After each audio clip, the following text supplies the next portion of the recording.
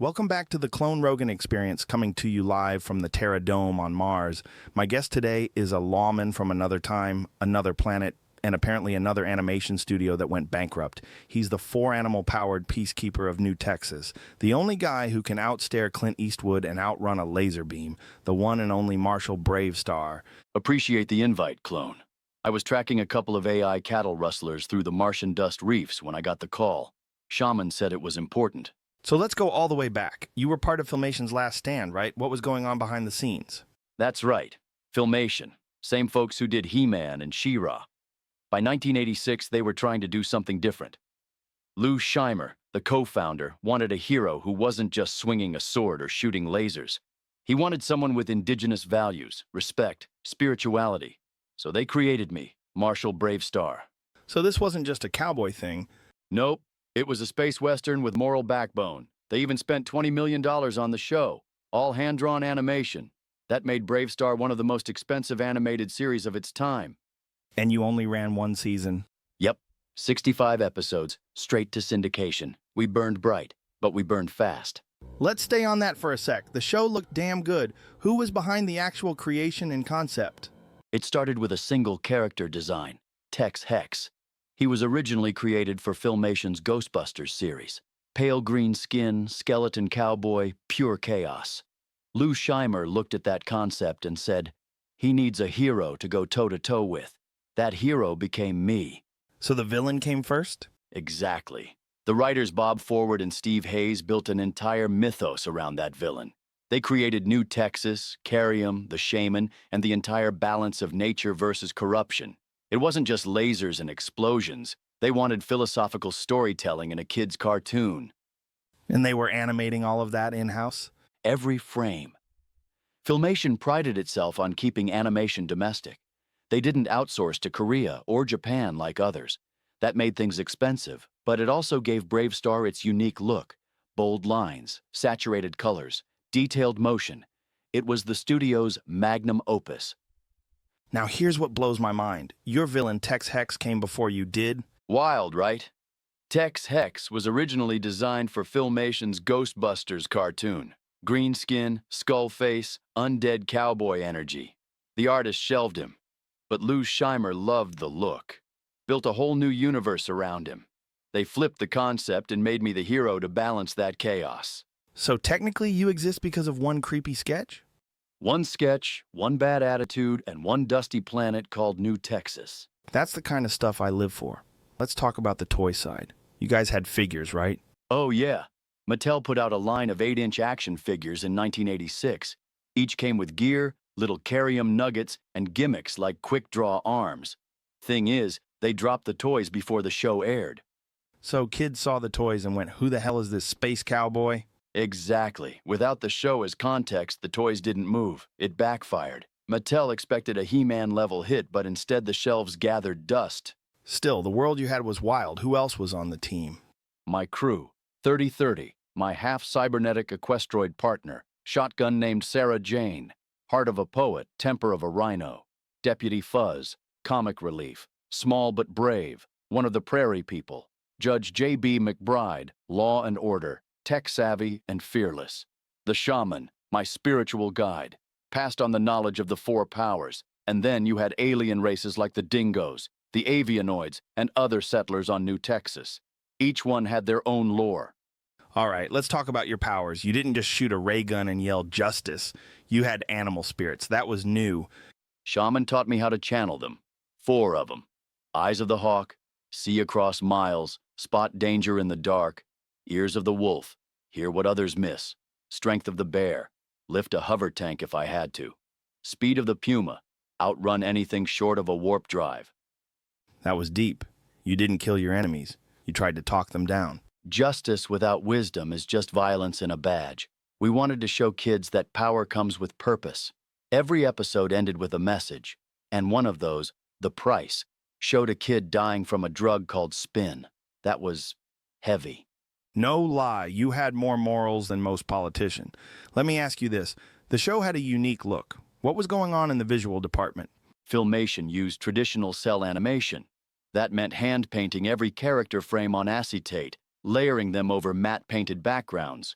We used model sheets for consistency, and each action scene was choreographed with rotoscoping for fluidity. I saw one of those cells online. Looked like a full-blown painting. That's because it basically was. We had full setups with foreground, midground, and background painted separately to create depth. Scenes like the Carium mines or Stampede's lair were painted with insane detail. It made the show cinematic before kids even knew what that meant. No wonder it cost $20 million. Worth every credit. So with all that quality, why did Bravestar fade out so fast? Couple reasons. First, Mattel released the toy line before the show dropped. Kids saw the figures, didn't know who they were, and sales tanked. That confused the networks. Then there was the shift to cheaper animation studios overseas. Filmation didn't want to do that, so they bled out money. We were their last hurrah. And 30/30 never got his spin-off, huh? He had a pilot concept called Laser Spurs, but it got shelved with everything else. A shame. He was a loyal partner. Half horse, half rebel, all heart. Damn, you went out like a legend. Sometimes justice doesn't get renewed for a second season. Marshal, I want to zero in on 30/30. Fans love him, but in your own words, who is he really? 30/30's more than just my partner clone. He's an equestroid, half machine, half horse, all stubborn. His people were born warriors out in the outer colonies, bred for speed and endurance. But 30 turned his back on that path after watching too many brothers fall in battles that meant nothing. By the time I found him, he was living alone in the Badlands, running off anyone who came within rifle range. Took me weeks just to get him to listen, months before he'd ride with me. Sarah Jane, that's his scatter blaster, isn't just a gun, it's history. His father carried the first Sarah Jane during the Equestroid Wars, and when he passed, 30 rebuilt her from the original parts. He talks to her like she's alive. And I reckon in a way she is. He moves between bipedal and quadruped like it's second nature. On 2 legs, he's a walking fortress, laying down fire and brawling like a prize fighter. On 4, we can outrun most anything. Skimmers, sand crawlers, even some short-range flyers if they're heavy. More times than I can count, that switch between man and mount saved both our hides, but he's got a temper, like a reactor core on the edge of going critical. If you're on his bad side, you'd better be behind a blast door. I've learned when to let him charge and when to haul him back. He's my brother in arms, my right hand in a fight, and my escape plan when things go south. Without 30/30, half the justice I've brought to New Texas would have stayed buried in the dust. Out on the Martian frontier, you don't got time for quinoa, yoga, or powdered krill enzymes. You need grit, you need fire, you need bacon. Introducing Marshal Mist, Bacon and Beans Edition, the only mouth spray that gives you the power of the Marshal with the taste of last night's campfire chili and 2-day-old space bacon. 1 spritz under the tongue and you'll be tracking fugitives at light speed, lifting hover horses or staring down robot bandits without blinking. 4 intergalactic flavors, 4 outlaw crushing powers, original bacon and beans for brute strength and enhanced spitting accuracy, smoky jalapeno justice, unlock slow-motion gun twirls and tactical sarcasm, cornbread comet. Increases endurance, digestion, and lasso aim vegan vengeance, limited edition, for telepathic guilt projection and judgmental looks. No carbs, no crash. Just pure, concentrated cowboy nanotech wrapped in bean grease and dignity. Side effects may include beard growth, excessive squinting, spontaneous duels at sundown, and an uncontrollable urge to monologue while staring into the distance. Marshal Mist. Spray the flavor. Become the law. Marshal, in a world where every old cartoon is getting rebooted, how close have you come to saddling up for a return? Closer than most folks know. Back in 2019, word floated around about a live-action Bravestar film. Mattel had been sniffing around for ways to bring me back. New audiences, big screens, the whole deal. But it stalled. No script that stuck. No director who understood New Texas. No studio willing to roll the dice on a native-led space western. The trail just went cold. Since then, there's been chatter. Fans pitching crossovers with He-Man, or a Netflix animated revival that keeps the heart of the original but updates the look. I've even heard ideas about merging my world with Eternia in a shared animated universe. Nothing official, but the embers are still glowing. You ask me? The timing's better now than ever. Folks are hungry for heroes with depth, for stories that mix grit with heart. If the call comes, I'll be ready to ride again, whether it's on a theater screen or streaming straight into your neural link. All right, Marshal, let's take this into the here and now, the Martian frontier.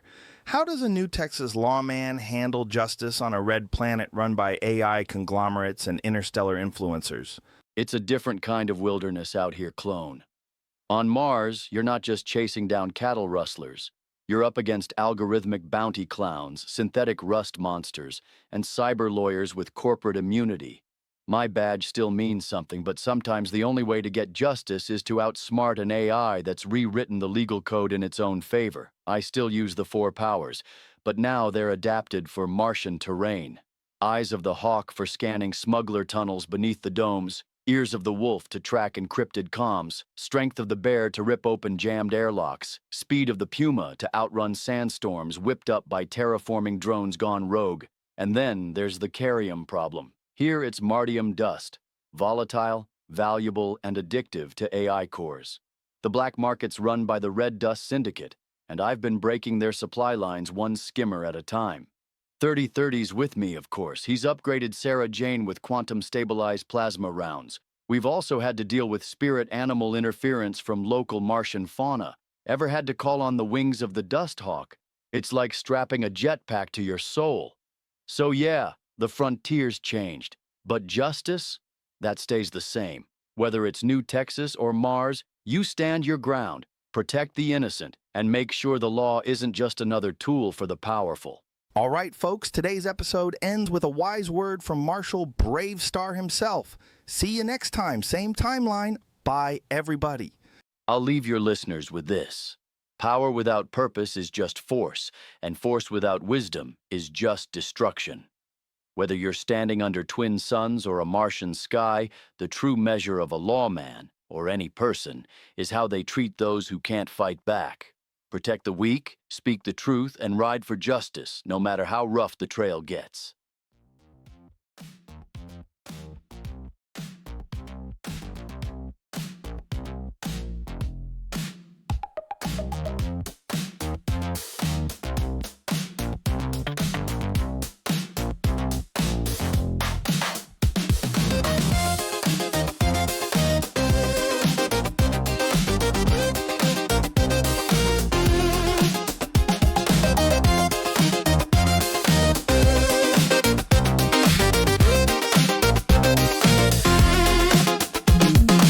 Down in the basement of the internet, where the lights flicker and time forgets. He's not quite Joe, not quite man. He's Clone Rogan in a sensory van. Whispers echo when the camera stops. Aliens sip tea and the lizard men talk. Reality bends when no one's awake, and Bigfoot's in the kitchen stealing protein.